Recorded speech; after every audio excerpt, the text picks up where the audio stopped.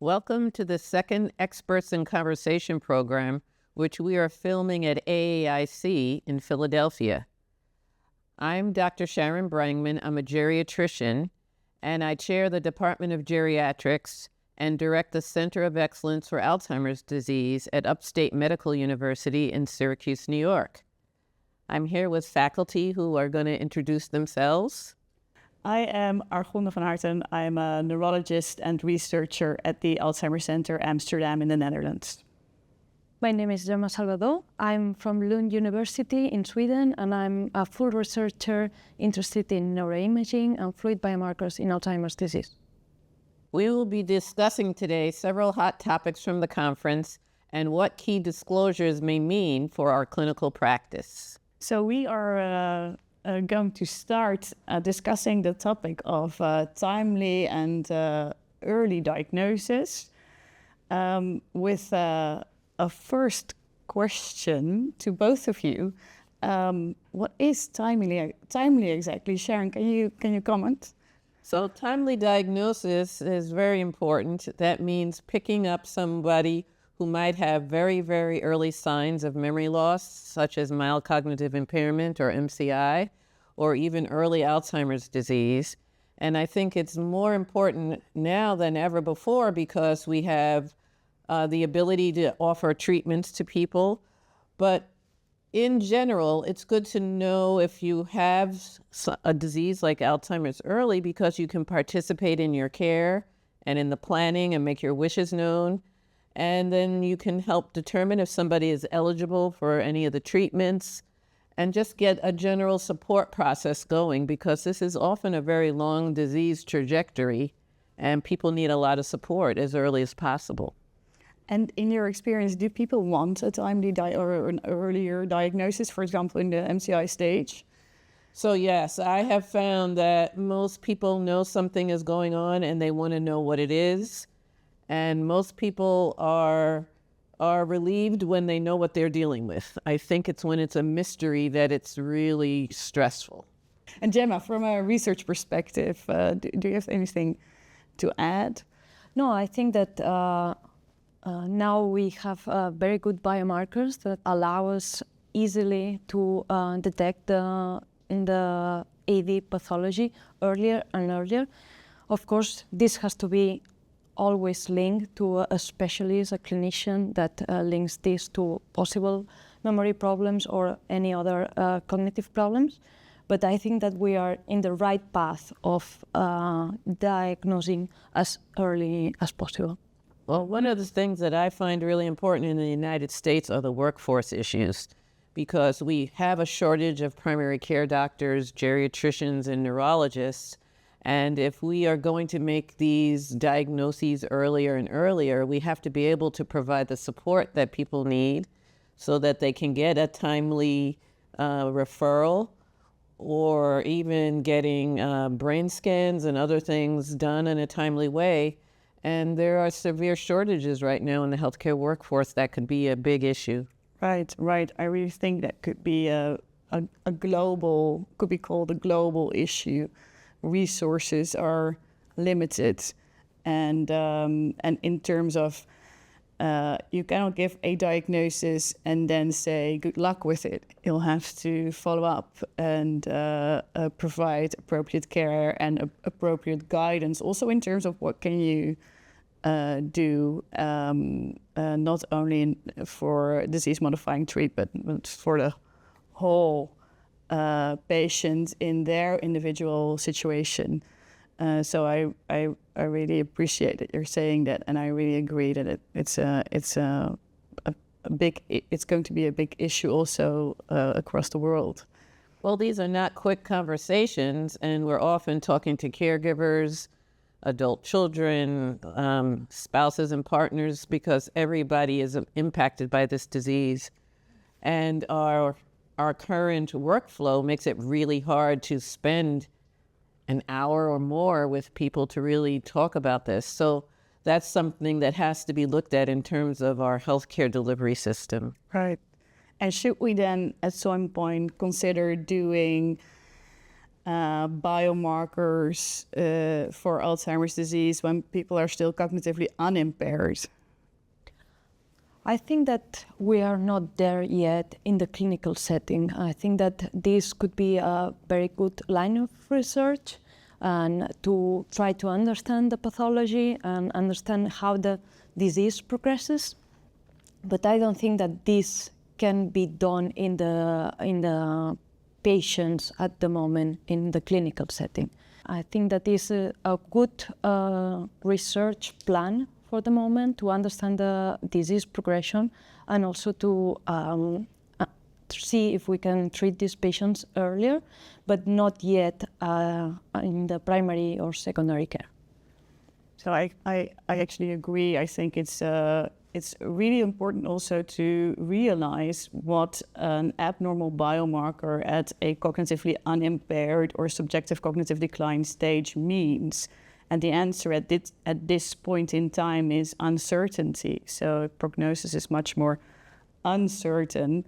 And so the other side of this coin, of course, is that people could also have normal biomarkers, and they are probably most likely to have that. And for that, prognosis is much more positive. So in that sense, it's really important to understand what an early diagnosis or an absence of a Alzheimer's disease diagnosis would mean. Well, one of my concerns is the lack of diversity in all of these trials that looked at the biomarkers, or even the initial trials that looked at amyloid. They didn't really have a diverse patient population in their clinical trials. So we really don't know what this means across broad groups of patients. So I don't think we're at the point where we can suggest this as screening. And I think we have to be very cautious when we use it, even if we're trying to confirm a diagnosis, because not everyone with amyloid progresses onto a dementia. And we have people who have negative biomarkers and they still have some degree of cognitive impairment. So there's a lot more that we need to understand. And there's going to have to be a significant educational and training push so professionals know what to do with these tests.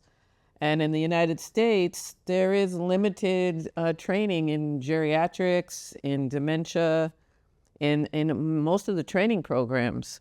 So unless you are a specialist, most people do not have enough basic skills in making this diagnosis. And there have been some studies that show that many primary care physicians don't feel comfortable making the diagnosis.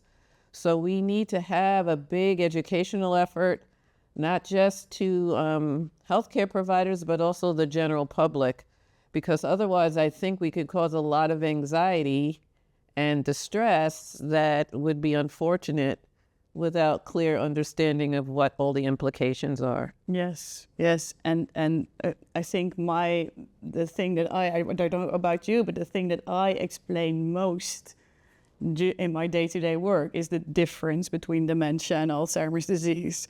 So that's where we need to start, and we need to start there for patients, for society, but also for primary care physicians. We did an interview series with primary care physicians about what they felt were facilitators and barriers for implementation of blood-based biomarkers. And many of them said, well, we've never heard of blood-based biomarkers for Alzheimer's disease. So let's start there.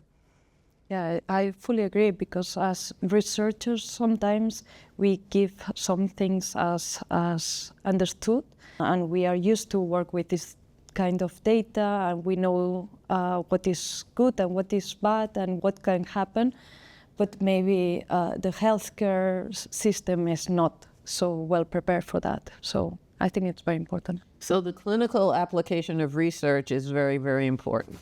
And researchers, like you say, are used to talking to each other and they understand what the limitations are, but translating that into clinical care and also into patient education are very, very important. Let's talk about blood biomarkers a little bit more. I think that in this conference we have seen this stepwise approach of diagnosing and using biomarkers as initial triage, and then using other kind of biomarkers for assessing more deeply the participant. What do you think about this?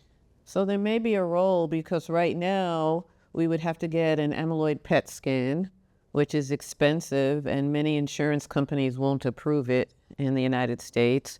Or we have to do a lumbar puncture, which is invasive, and many patients aren't interested in having a lumbar puncture done. So I could see the blood-based biomarkers being useful in helping us kind of hone in on a diagnosis, maybe if there's any clinical uncertainty or if we're not able to get other testing done. So once they're fully approved and a lot of the questions about them are answered, I think they could be an important part of our kind of stepwise approach to making a diagnosis. And what do you think about false negatives? So those individuals that in blood seem to be not having this pathology, but with other biomarkers would be called positive. So I've already seen that clinically, where I've had patients who have a clinical history that strongly suggests Alzheimer's disease, and then we do an amyloid PET scan and it doesn't show amyloid. And so then what do we do? So this is some of the nuances that comes into the diagnosis process. I don't know what your experience has been. Well, I would believe the amyloid PET scan in that subject. So we know that there's a lot of mimics for Alzheimer's disease, especially TDP-43 based diseases that can cause Alzheimer-like symptoms, and then it's not. And especially if you're looking towards a triaging system for selecting patients for disease-modifying treatments, I think a first requisite would be to actually know that the patient is amyloid positive.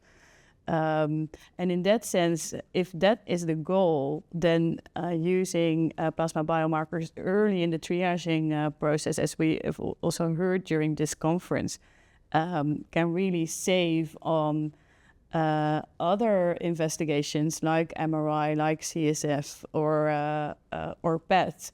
It's just very important to realize that it is with that goal. So if imaging has another goal, then you might still want to do it. So it's not a one-to-one. You can skip the MRI if you have blood-based biomarkers.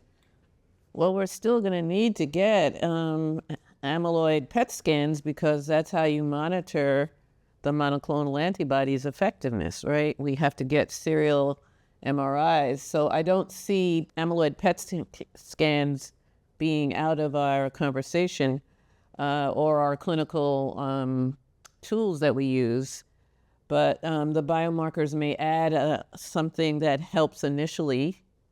I don't think we're at the point where we can use the blood-based biomarkers to determine treatment with monoclonal antibodies.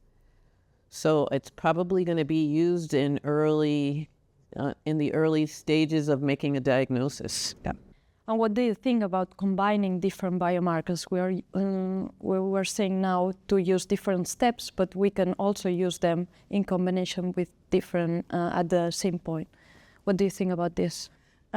Yes, a very good option. And actually, I also think that we are moving towards a future where we're going to have personalized medicine for Alzheimer's disease. So it's going to be increasingly important to have like a biological snapshot of our patients. And actually, you did some nice work on that.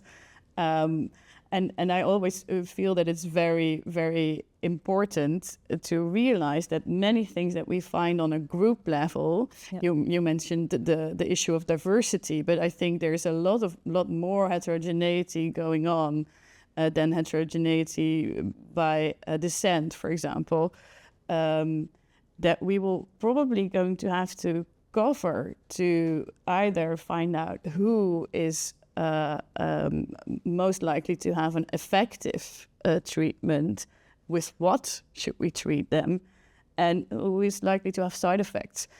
So I think that will be a big trend, and in that sense, a multi-marker evaluation is probably going to be the only option. Yeah, I fully agree, because in this conference we have also seen that there are different subtypes of this big disease that we call Alzheimer's disease, and it seems that different biomarkers can lead us to different kind of progressions depending on how they evolve. So I think that really this multidimensional approach is key and will be the future, as it happens with cancer, for example, in which we test many different aspects. And here we have been seeing proteomics, imaging, blood biomarkers, CSF biomarkers. So I think that this is the way to go, no? This personalized medicine that you were saying. Yeah. And then the next step would be to translate findings on group level to the individual level, which is also a real challenge. True. So this is going to really require a whole new way of thinking about making a diagnosis of Alzheimer's disease, which means training, as I've mentioned before, a whole new set of clinical providers on how to even begin this process, whether you're primary or specialty, right? I think we're all going to have to learn new skills here. So this is the exciting part of research when you get new information, but we're also in the beginning stages where we don't quite know what to do with all this information yet, and there's more information coming in. Yeah, we have been working in Sweden with a new study looking at the more primary and secondary care. So if you go to the primary physician, and this has been taken some time. And the important thing here is that there was a big need to train these primary care physicians to understand what it was meaning, these blood biomarkers, before they understood. And they compared to other more established biomarkers, which they may not know. And also important, if you're talking about primary care, it's also really important, what do we mean by primary care? So in some countries, that is a physician, like in the Netherlands, that is a physician that everybody is obliged to have, but that is a real general doctor who has to know something about everything. And then for some countries, it's more of already a little bit specialized medical doctor who has a bit more interest, at least, in neurocognitive disorders. And then in some countries, it's someone that many people will never see because they will go directly to specialty care. So it's a really diverse world also in that respect. Those are all good points, because every country has a different health system and a different approach to care. Yeah, I think that here Europe and America are one of the two big pools of things, both in treatments, but also on how they approach the healthcare system in general. So I think that we have to work a lot, both as a global, but also individually by country, to understand which is the best approach in each place. So we talked a little bit about the importance of early diagnosis. And one of those reasons is because we now have the ability to prescribe monoclonal antibodies. We have 2 drugs now that are possible to administer that remove amyloid and give some degree of disease-modifying ability to people who take them. So the question is these drugs are probably not good for everyone. I think we have to be very careful with patient selection. So what kinds of things do we have to keep in mind when we are selecting a patient who might be eligible for anti-amyloid therapy? First of all, appropriate use criteria. So I think the being in the MCI or mild dementia stage is a starting point that we should never forget.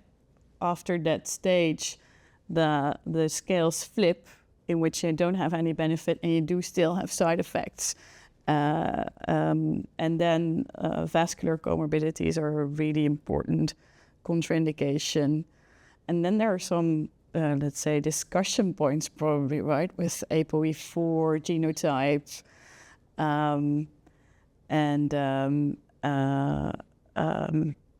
different presentations, or, for example, atrophy on MRI is not mentioned in the appropriate use criteria, but you might think that a person might be in a more advanced stage if they have that.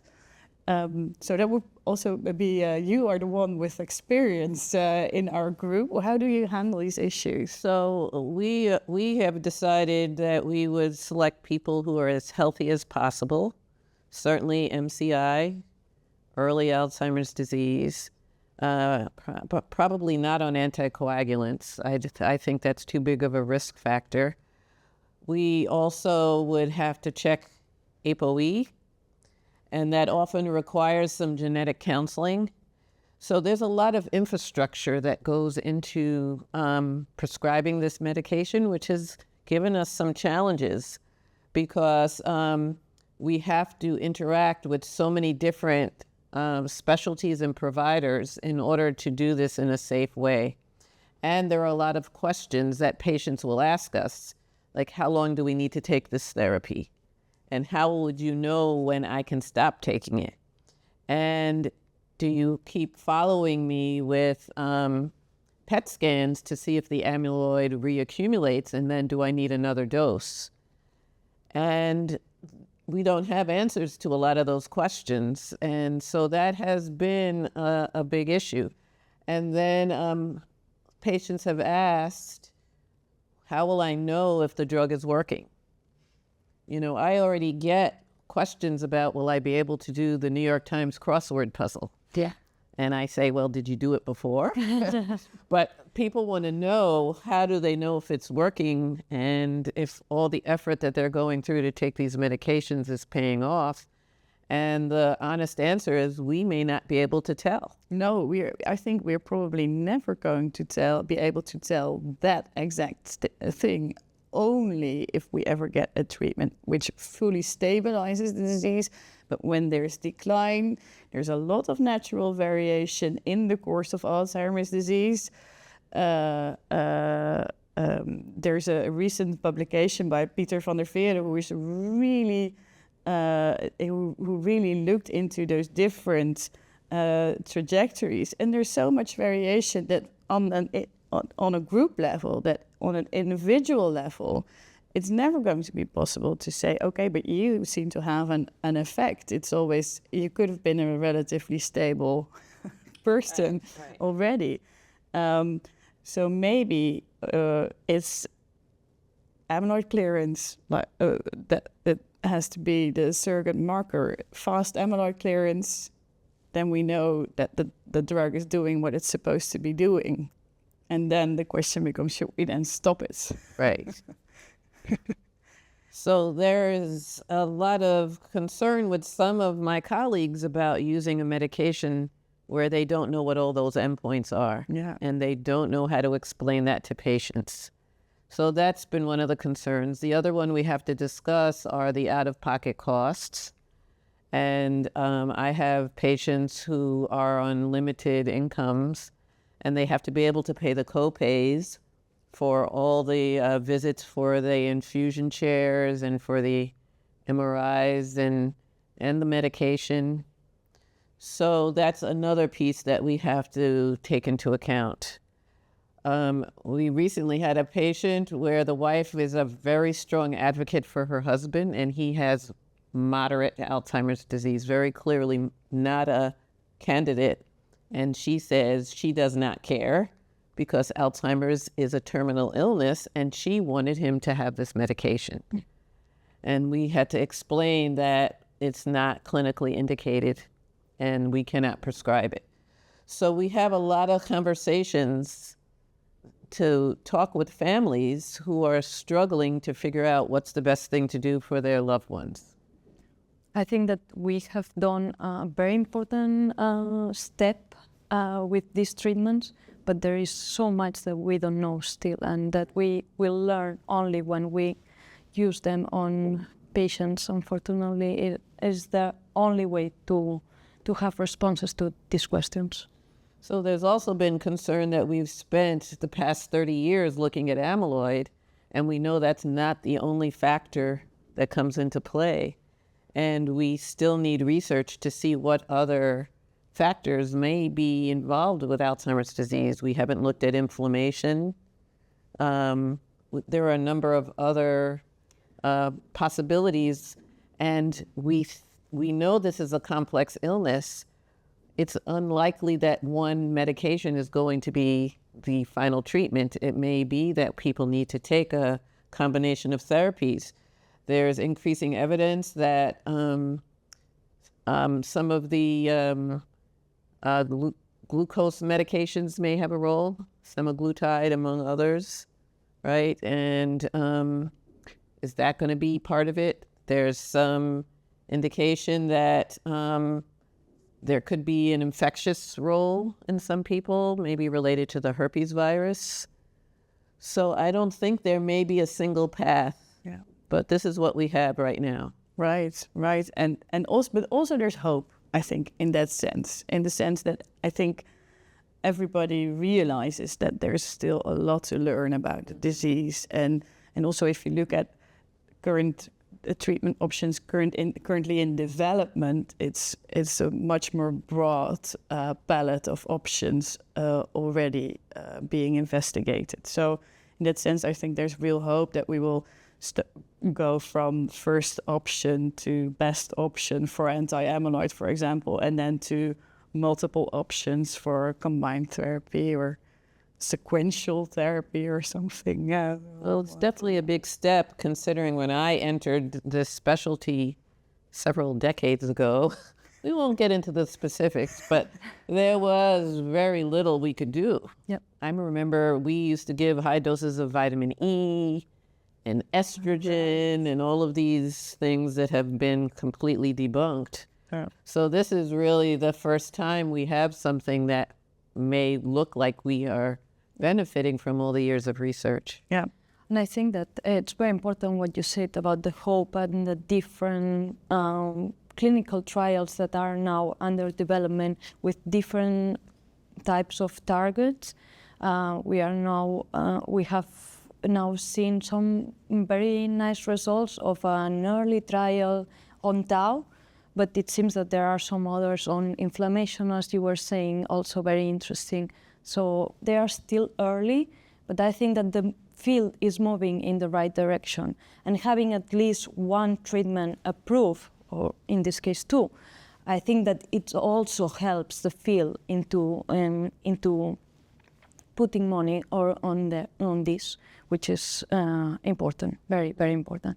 And also, as you were saying, before, this multimodal approach in which we personalize the medicine and everyone maybe has a different kind of pattern of medication. So you would maybe start with anti-amyloid, but in the future maybe we would have someone that have anti-inflammatory medication, others more tau medication. So I think that this is the future that we envision. We are still not there, but I hope that we can reach that point. So this really goes back to that personalized medicine approach, right? Because people may have different mechanisms. And if we get to a point where we can figure out what someone's special personalized factors are, then we can make the treatment more targeted. One of the big questions we have is, how long does someone need to be treated with a monoclonal antibody? We know the clinical trials were 18 months long, but does that mean that everybody should have a minimum treatment period of 18 months? Right. It's very difficult, either a minimum treatment period of 18 months or more, never stopping. I think we saw some interesting data about actually the biomarkers already changing again when the anti-amyloid treatments were stopped. But then on the other hand, maybe you can allow a little bit of build-up again. So that's an outstanding question.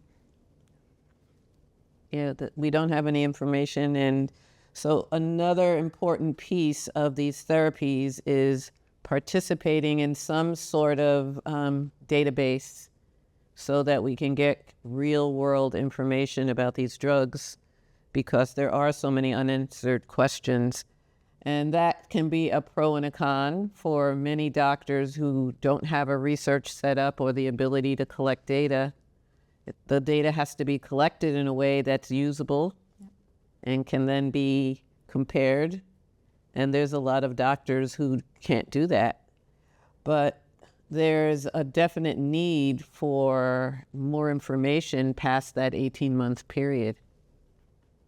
And hopefully those will be things that we learn about moving forward. Right. At least there are very important initiatives regarding registries to take account of what is happening as good as possible, as well as possible. And I think that this is very important also because there are some things that we cannot pick if we only look at one small population, right? We need a big cohort of people, sample of people that allow us to really see these things that only happen on some specific cases.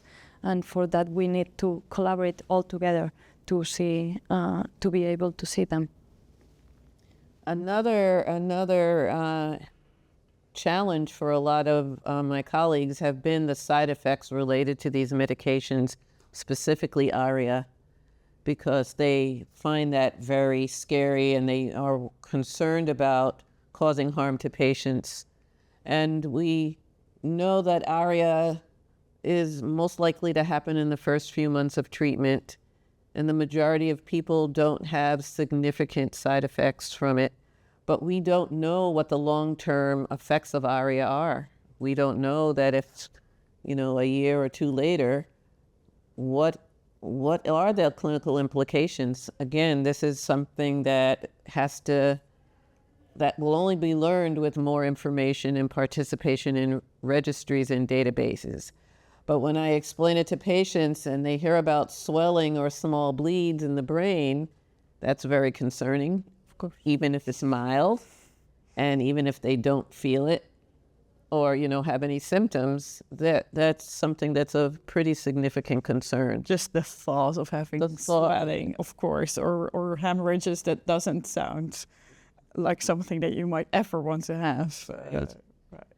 And then operationalizing it in terms of your workflow, it's very important to keep track of the results of MRIs because that determines the next dose. Should the dose be held? Can you go up and increase it? So that means you have to have really careful record keeping. And that can be another challenge in a health system since everything now is electronic health records.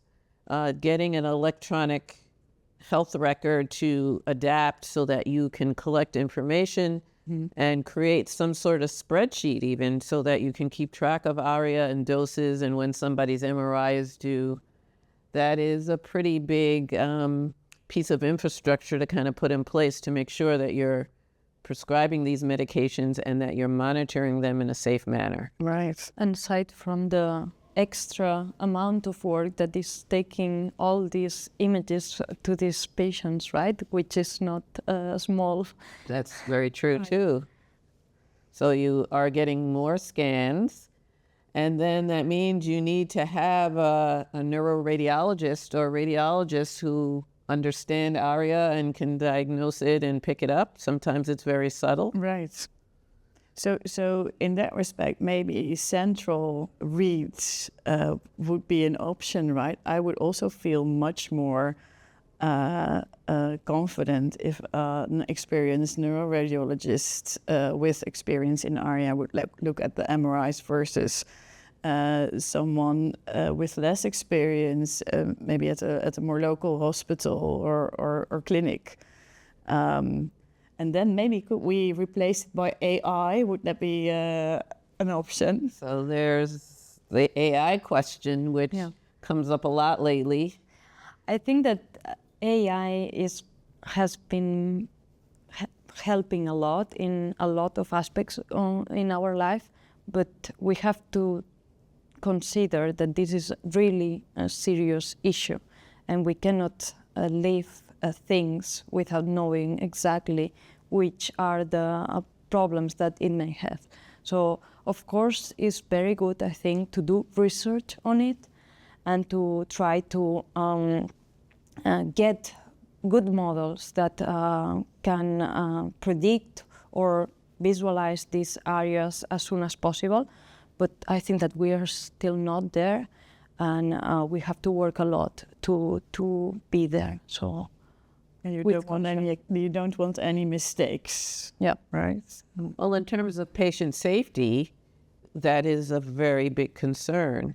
And that also means there needs to be some uniformity in how these medications are prescribed, because you have to set a standard of care so that everyone is doing things in the same way for the patient's benefit. And then that raises the question, should this be administered in sites that have all of the specialists, the neuroradiologists, the neurologists, geriatricians who are skilled in this, the infrastructure to do the lab testing, the APOE, genetic counseling. So you start to see that this may be something that happens in academic centers or places that have very strong research experience, because you have to collect data, right? You should be part of a registry. Yeah. But the sad part of this is that, of course, it's biasing a lot who can be treated and who cannot, because there are not so many centers with these specialties and not so many trained personnel to do this in the highest quality as possible. So that's unfortunate. So that creates more disparities in healthcare, because you have to be able to access care, and who can really get that care. And so we don't want to create a two-tiered system where we have certain people having the option for, cutting edge, high level care, and others who just can't access it or can't afford it. Okay, so we have been talking a lot about a lot of things. I think it's time for some closing statements. Gemma, would you like to start? What's your take home?